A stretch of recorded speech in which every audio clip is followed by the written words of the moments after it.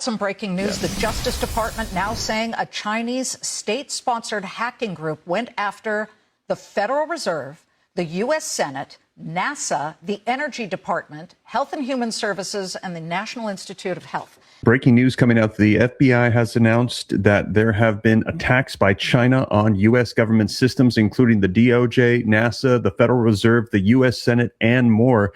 Let's take a look at the latest headlines coming out in the past couple of hours with this FBI announcement so you can see it for yourself. U.S. says that Chinese hackers broke into the DOJ, NASA, the Federal Reserve, and the Senate. The Justice Department has announced that it has disrupted the Chinese hacking operations that were responsible for the break-ins at numerous sensitive U.S. federal agencies. In addition to that, the DOJ blames China for a string of hacks targeting federal agencies and hospitals, according to an affidavit filed Wednesday today. We're hearing this came out just a couple of hours ago.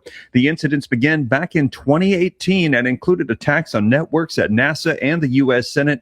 These announcements coming out today, August 26, 2026. Now, this comes as well as we've been hearing about Iranian hackers revealing weak spots in the U.S. and the U.K.'s water systems, power grids, as the regime aims to maximize disruptions, we are hearing. And also, we've also received word, shockingly vulnerable U.S. power grid warnings coming out that could result in an 18-month nationwide blackout. Experts have warned. More updates coming out on that with video footage. And also, as you guys know, we've seen Sassoon City, one of the cities here in California in the United States, that was shut down. Entire cities, operations had to be rerouted. People were unable to pay their bills. And in addition to that, we've seen cities like Gary, Indiana, hit by natural disasters, out of power and unable to get access for people for 13 days.